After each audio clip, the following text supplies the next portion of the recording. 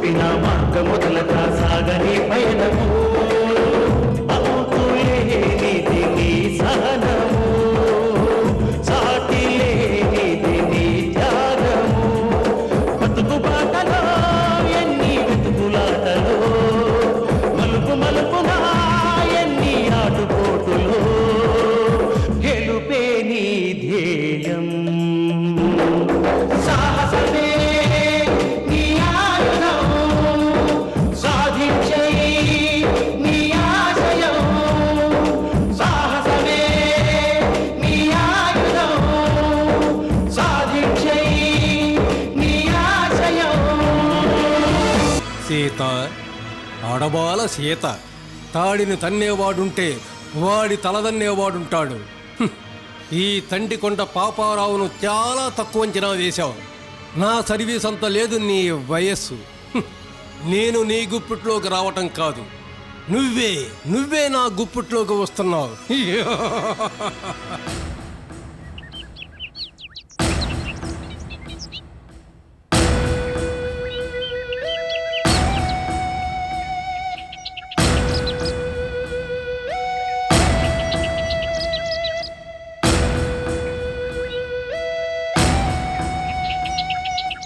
అరే బాలాజీ టీ తీసుకో. అరే బాలాజీ ఏమిట్రా పరచాన్నావు? సరే ముందు టీ తాగు, తర్వాత తీరిగ్గా ఆలోచిద్దు కానీ.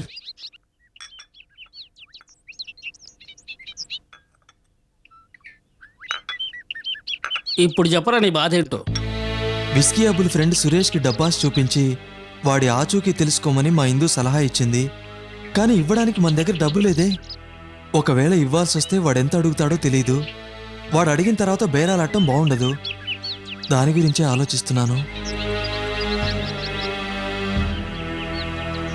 అరే బాలాజీ మంచో చెడో నాకు ఆలోచన వచ్చిందిరా. ఏంటో చెప్పు. విస్కీ అబ్బులు చేసేది కల్తీ మద్యం వ్యాపారమేగా. అవును. అందుకని మనం సురేష్ని కలిసి రెగ్యులర్గా కల్తీ మద్యం సప్లై చేసి పెట్టమని అడుగుదాం. మధ్యవర్తిత్వం చేసినందుకు ప్రతిఫలం ముట్ట చెప్తామని ఆశ పెడదాం. దాంతో సురేష్ విస్కీ అబ్బుల్ని కాంటాక్ట్ చేస్తాడు. కొత్త కాంట్రాక్ట్ కోసం విస్కీ అబ్బులు బయటకు వస్తాడు. అప్పుడు వాడి పని రాంభజనే. ఏమంటావు? నీ ఆలోచన బానే ఉంది, కానీ మనం ప్లాన్ చేసినట్టుగా కరెక్ట్గా జరుగుతుందంటావా? తప్పకుండా జరుగుతుంది. మన ప్లాన్ ప్రకారం వీరాచారి దగ్గరికి వెళతాం. సీతకి నువ్వే సైనైడ్ ఇచ్చినట్టుగా తగిన సాక్ష్యాధారాలు మాకు దొరికాయని బాంబు వేస్తాం. దాంతో వాడు షేక్ అవుతాడు. ఇదిగో నీకు గంట టైం ఇస్తాం. ఆలోగా మర్యాదగా నీ అంతటా నువ్వే చేసిన తప్పు ఒప్పుకోవాలి. లేదంటే మా దగ్గర ఉన్న సాక్ష్యాధారాలతో సహా నేను తీసుకెళ్లి స్టేషన్లో అప్పగిస్తాము అని నేను అతనికి వార్నింగ్ ఇస్తాను.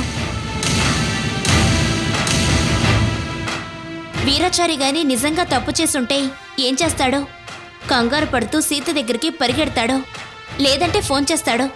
ఒకవేళ అతను ఫోన్ చేయడానికి ప్రయత్నిస్తే సీత అతనికి దొరకకూడదు.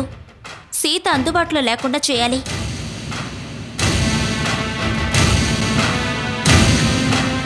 ఇచ్చిన గడువు గంట గడిచాక తిరిగి వీరాచారి దగ్గరికి వెళతాం. వీరాచారి, నువ్వు నిజం ఒప్పుకోకపోయినా సీత తెలివైంది కాబట్టి తప్పు ఒప్పుకుంటూ పోలీసులకి సరెండర్ అయింది. నీ సంగతి పోలీసులకి తెలిసిపోయింది. వాళ్లే వచ్చి నిన్ను అరెస్ట్ చేసేలోగా నువ్వే వెళ్ళి సరెండర్ అవ్వడం మంచిది. నాతో పాటు పోలీస్ స్టేషన్కి వచ్చి నిజం ఒప్పుకున్నావనుకో, నువ్వు బయటపడేలా చూసే పూచి మాది. ప్రధాన ముద్దాయి సీత కాబట్టి సీతని వదలరని వీరాచారికి బ్రెయిన్ వాష్ చేసి వాణ్ణి తీసుకెళ్లి పోలీసులకు అప్పగించాలి. అమ్మా ఇందు, నీ ప్లాన్ బానే ఉంది. కానీ సీత వీరాచారికి ఫోన్లో దొరకకుండా ఉండాలంటే మనం ఏం చేయాలి? ఆ గంట ఎలా మేనేజ్ చేయాలి? ఒకవేళ ఫోన్ ట్రై చేయకుండా తిన్నగా ఇంటికి వెళ్ళాడనుకో, అప్పుడు సీతను తప్పకుండా కలుస్తాడు. నీ ప్లాన్ అంతా వేస్టే. పోనీ వెళ్లకుండా ఫోన్లో ట్రై చేశాడే అనుకో, అప్పుడు మనం ఏం చేయాలి? ఇది తేలితే నీ ప్లాన్ సక్సెస్సే.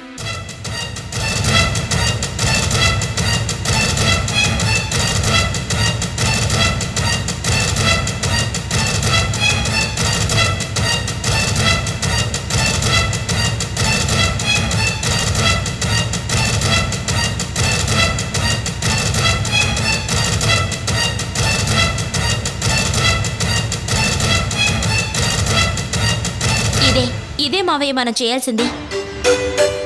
ఇందు, వెరీ గుడ్, సూపర్ ఐడియా. నువ్వు చెప్పినట్టే జరిగిందంటే మన ప్రాబ్లం సాల్వ్ అయినట్టే. అరిత, నువ్వు వదిన కలిసి లక్ష్మీ నిలయం దగ్గరికి వెళ్ళి కాపలా కాయండి. ఎప్పటికప్పుడు మాకు ఫోన్ చేసి అక్కడ ఏం జరుగుతుందో మాకు చెప్తూ ఉండండి. దాన్ని బట్టి నేను ప్లాన్ చేస్తాను. అలాగే రాక్క వెళదాం. వస్తాను. వస్తాను.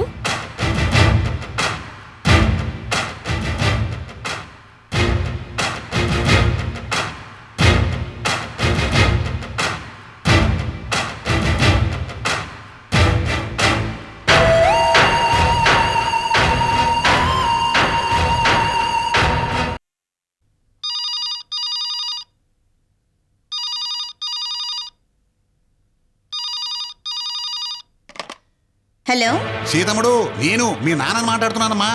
ఎప్పుడు పడితే అప్పుడు ఫోన్ చేయొద్దని, అంతగా అవసరమైతే నేనే చేస్తానని నీకెన్నిసార్లు చెప్పాలి? ఒక్కోసారి నువ్వేం చేస్తుంటావో నీకే తెలీదు. సరే, ఇప్పుడు ఫోన్ ఎందుకు చేసావు? నువ్వు అలా తిడతావని తెలిసి కూడా తప్పక చేయాల్సి వచ్చిందమ్మడు. ఏంటో త్వరగా చెప్పు. అమ్మడు, నేను ఇక్కడ ఒక పెద్ద ప్రమాదంలో ఇరుక్కున్నానమ్మా. నువ్వు వస్తే గానీ నేను బయటపడను. నువ్వు ఉన్న పళంగా బయలుదేరి ఇందిరా పార్కుకి రా. ఏంటా ప్రమాదం? అది చెప్పేది కాదమ్మా. వివరాలు అడగకుండా వెంటనే బయలుదేరి రా తల్లి. ఇక ఫోన్ కట్ చేయి. ఇక్కడ ఉన్నట్టుగా రావాలి. హలో నాన్న, హలో హలో.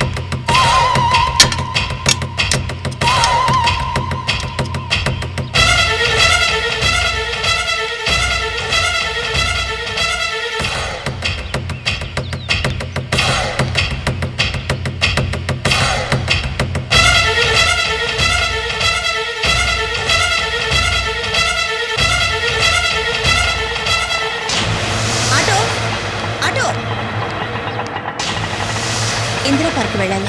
అలాగే మేడం.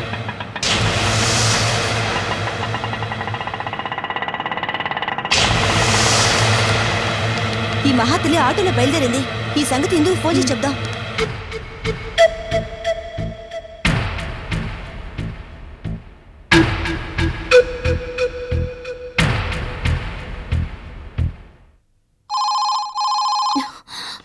హలో, నేనేనమ్మా. చెప్పు. ఏంటి, సీత ఒక్కతి ఒంటరిగా ఆటోలో బయలుదేరిందా? సరే, మిగతా విషయాలు మేము చూసుకుంటాం. పెట్టే. సీత ఒక్కతి ఆటోలో బయలుదేరిందమ్మా. నువ్వు వీరాచారి ఇంటికి వెళ్ళి నీ ప్రయత్నం నువ్వు చెయ్యి. నేను సీతను ఫాలో చేస్తాను.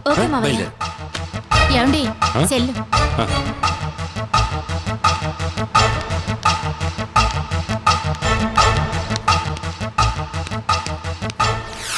వీరాచారి గారు, మీరిక బుకాయించి లాభం లేదు. సీతకి సైనైడ్ ఇచ్చింది మీరేనని తగిన ఆధారాలతో సహా మాకు తెలిసింది. మీరు మర్యాదగా నాతో పాటు పోలీస్ స్టేషన్కి వచ్చి చేసిన తప్పు ఒప్పుకుంటే మీరు బయటపడే అవకాశం ఉంటుంది. మీరిలా నిజం ఒప్పుకోవడం వల్ల సీత నేరస్తురాలవుతుంది. అప్రూవర్గా మారినందుకు మీరు శిక్ష నుండి తప్పించుకునే అవకాశం ఉంటుంది. లేదంటే సీతతో పాటు మీకు కూడా జైలు జీవితం తప్పదు. చెప్పండి, సీతకి సైనైడ్ అమ్మింది మీరే కదా? కాదు, నేను అమ్మలేదు. మీరంటున్న సీత నా దగ్గరికి రాలేదు. సైనైడ్ నేను ఇవ్వలేదు. సైనైడ్కి నాకు ఎలాంటి సంబంధం లేదు. ఆ విషయం మీకు ఆ రోజే ఆ అమ్మవారి మీద ప్రమాణం చేసి చెప్పాను. సాక్షాత్తు అమ్మవారే వచ్చి మీ తరఫున సాక్ష్యం చెప్పినా నేను నమ్మను. మీరే సీతకి సైనైడ్ ఇచ్చినట్టుగా మా దగ్గర ప్రూఫ్ ఉంది. ఏంటది? అది చూపించాల్సింది మీకు కాదు, పోలీసులకి. భయపడుతున్నట్టు నటిస్తూ అతి తెరివి చూపించకండి మిస్టర్ వీరాచారి. మీకు గంట టైం ఇస్తాను. ఆలోగా బాగా ఆలోచించుకొని మీ నిర్ణయం చెప్పండి. నిజం ఒప్పుకుంటే అన్ని విధాలా మీకే మంచిది. లేదా పెళ్ళాం బిడ్డలకి దూరమై చెప్పకూడదు తినాల్సి వస్తుంది. జైలు జీవితం కావాలో స్వేచ్ఛా జీవితం కావాలో నేనిచ్చిన గంట గడువులోగా తేల్చుకోండి. నేరం ఒప్పుకోని పక్షంలో పోలీసులు వచ్చి లాఠీలతో కొడుతూ వీధుల్లో ఈడ్చుకువెళ్తారు. అప్పుడు మిమ్మల్ని కాపాడేవాళ్ళు ఎవ్వరూ ఉండరు.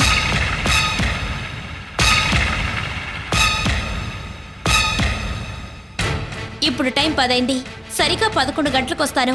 నిజమో అబద్ధమో దేనికో దానికి రెడీ అవ్వండి.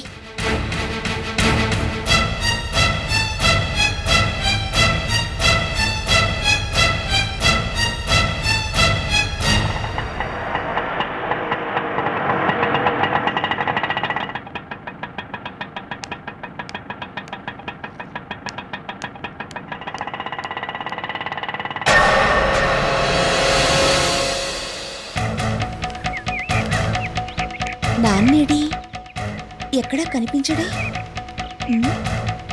ప్రమాదం అన్నాడు, అర్జెంటుగా రమ్మన్నాడు. ఏం జరిగిందో చెప్పమంటే చెప్పలేదు. బయలుదేరేదాకా నిలబడనివ్వలేదు. తీరా ఇక్కడికి వస్తే ఎక్కడా కనిపించడం. ఏమైనట్టు? అసలు ఏం జరిగినట్టు? ఏం మనిషో ఏమో. ఛ!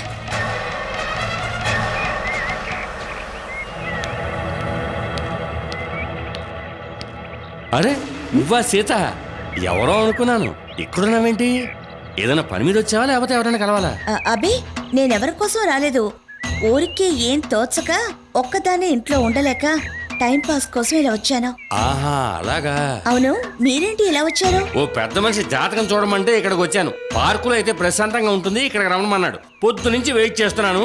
ఆ పెద్ద మనిషి జాడా జవాబు ఏమీ లేదు. ఓహో, ఇక నా వల్ల కాదు, వెయిట్ చేయలేను. వాడికి వాడి జాతకానికి ఓ నమస్కారం. వస్తానమ్మా.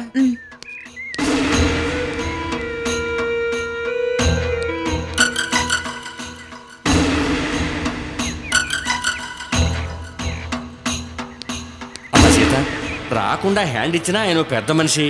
నేను ఇక్కడికి వచ్చిన విషయం ఆయనకి తెలియాలిగా. నువ్వేం అనుకోకపోతే నీ సెల్ ఫోన్ ఒకసారి ఇస్తావు, ఆయనకు ఫోన్ చేసి చెప్పేస్తాను.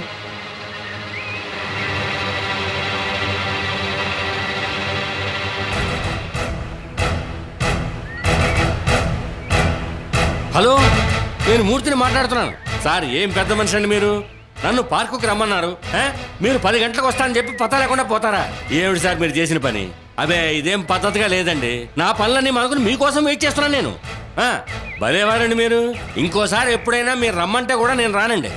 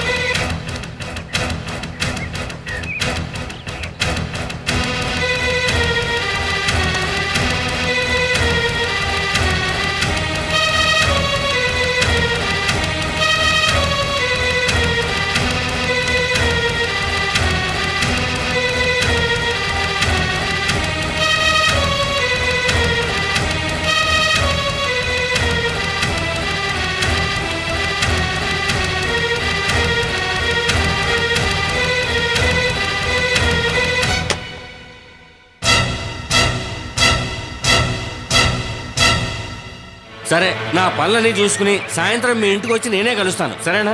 అయ్యా, ఉంటానండి. అమ్మా సీత, చాలా థ్యాంక్స్ అమ్మా, నువ్వు సెల్ ఫోన్ ఇచ్చినందుకు.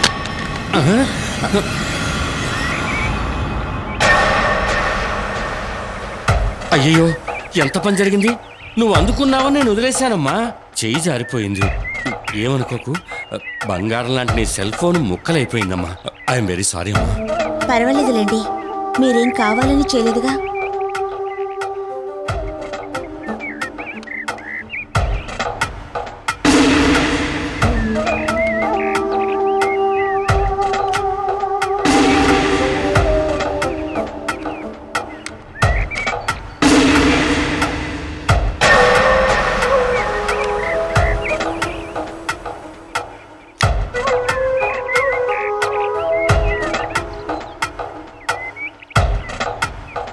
సారీ అమ్మా, రెండు జాయింట్ చేసినా పని చేయడం లేదు.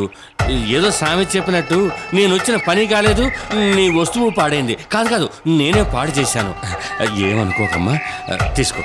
నాకు అర్జెంట్ పనుంది, నేను వస్తాను.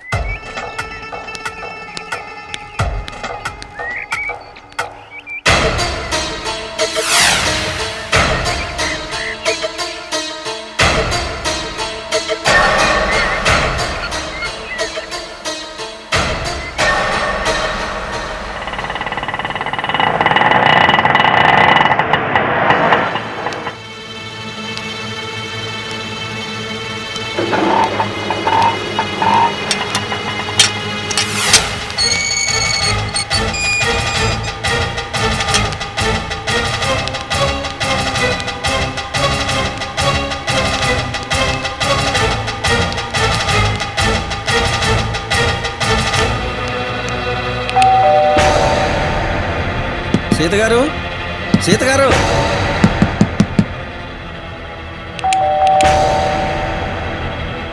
సీత గారు, సీత గారు, సీత గారు, సీత గారు, సీత గారు.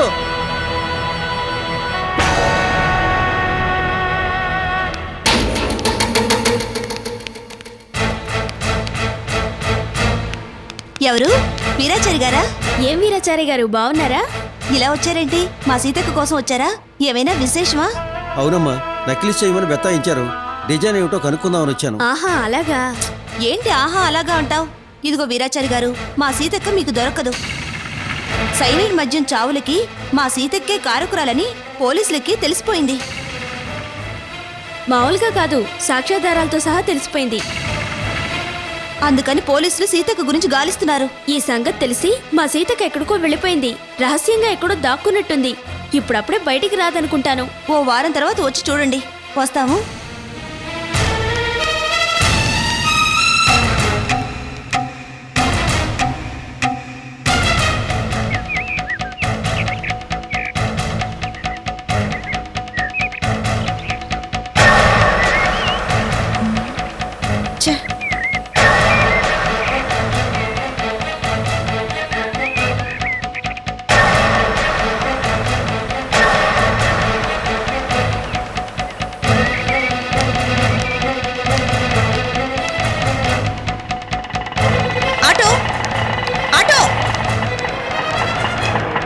అలా పోనీ.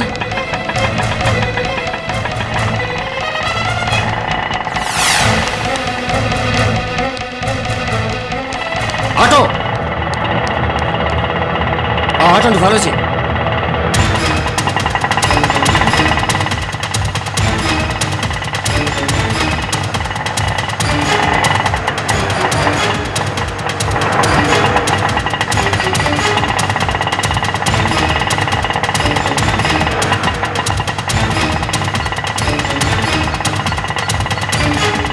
హలో, నేను మూర్తి మామయ్య మాట్లాడుతున్నానమ్మా. మావయ్య, మీరు వెళ్ళిన పని ఏమైంది? బలరాముని కలవడానికి ఇందిరా పార్క్ వచ్చిన సీత ఇప్పటిదాకా ఇక్కడే వెయిట్ చేసింది. ఇప్పుడే ఆటోలో బయలుదేరింది. నేను ఆటోని ఫాలో అవుతున్నాను అనుకో. బలరాము జయకృష్ణని కలవడానికే బయలుదేరుతుంది. బహుశా నా అంచనా ప్రకారం వాళ్ళ రహస్య స్థావరానికే బయలుదేరి ఉండాలి. బలరాం ఆచూకీ కనుక తెలిస్తే మన సమస్యలన్నీ తీరిపోయినట్టే.